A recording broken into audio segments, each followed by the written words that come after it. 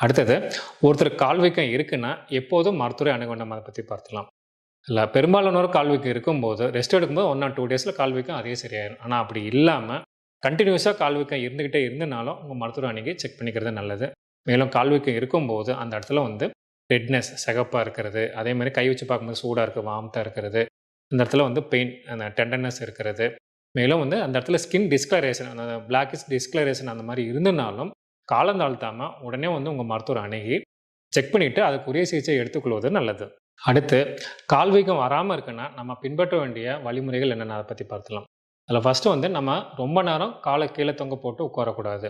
அப்படி இருக்கும்போது கால கீழ தொங்க போட்டிருந்தாலும், முடிஞ்ச அளவுக்கு அந்த ஆக்டிவ் மூவ்மெண்ட் அந்த ஜாயிண்ட்ல வந்து ஃப்ளெக்ஷன், எக்ஸ்டென்ஷன் அந்த மூவ்மெண்ட் இருக்க மாரி பார்த்துக்கிறது நல்லது. மேலும் வந்து ஒரு ரொம்ப நேரம் உட்காரும்போது, அந்த கிராஸ் லெக் பொசிஷன் ஒரு கால் கிராஸா போட்டு ஒரு ரொம்ப நேரம் அதே மாரி உட்காந்துரக்கூடாது. மேலும் வந்து அந்த நம்ம ப்ராப்பரா வந்து அந்த செப்பல், ஷூ, அந்த சாக்ஸ்லாம் வந்து ப்ராப்பரா இருக்கிற மாரி பார்த்துக்கணும். ரொம்ப வந்து கம்ப்ரஷனோட இருக்கக்கூடாது. மேலும் போதுமான அளவு அது வந்து தண்ணீர் குடித்துக் கொள்ள வேண்டும். நம்ம உடம்புல வந்து ப்ராப்பர் ஹைட்ரேஷன் வந்து மெயின்டெயின் பண்ணிக்கிறது நல்லது. அடுத்தது நம்முடைய உணவு முறை. நம்முடைய உணவு முறையில ஆரோக்கியமான உணவு முறையை பின்பற்றிக்கணும். அதில நம்ம டெய்லி அன்றாடம் எடுக்கக்கூடிய உணவுல நல்ல புரதச்சத்து, குட் குவாலிட்டி புரோட்டீன் இருக்கிற மாரியும், அதே மாரி விட்டமின் B6 இருக்கிற மாரியும் நல்ல உணவுப் பொருட்கள் எடுத்துக்கணும். மேலும் நம்முடைய உணவுல வந்து சால்ட் இன்டேக் வந்து குறைவா எடுத்துக்கொள்வது நல்லது.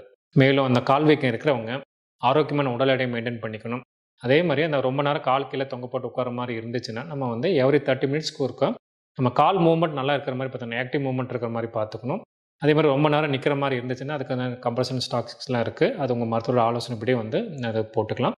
மேலும் அந்த கால் வீக்கம் இருக்கிறவங்க ரொம்ப நேரம் கால் கீழ தொங்க போட்டு உட்காரக்கூடாது. அப்படி இருக்கும்போது, ஒரு சேர்ல கால தூக்கி வச்சு கொஞ்ச நேரம் உட்காந்துக்கலாம். அதே மாரி நைட்டு தூங்கும்போது காலுக்கு ஒரு பில்லோ வச்சு படுக்கும்போதும், இந்த கால் வீக்கம் வராம பார்த்துக்கொள்ள முடியும்.